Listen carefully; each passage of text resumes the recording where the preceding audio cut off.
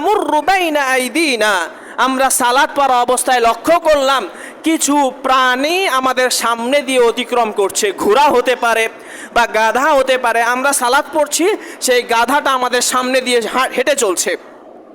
ফাযাকারনা যালিকা লিরাসূলিল্লাহ, তখন আমরা এই বিষয়টি আল্লাহর রাসূলের কাছে পেশ করলাম।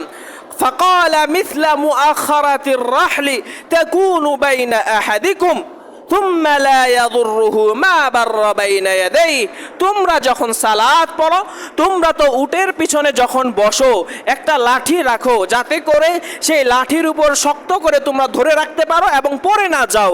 ঠিক সেই অনুরূপ একটা লাঠি তোমরা যখন সালাত পড়বে, সেই লাঠিটা তোমাদের সামনে রাখবে। তাহলে এরপরে যদি সেই লাঠির সামনে দিয়ে কেউ যায়, তাহলে তোমাদের সালাতের কোনো ক্ষতি হবে না। হাদিসটি হলো সাহিহুল মুসলিমের 499 নম্বর হাদিস। তো এই হাদিস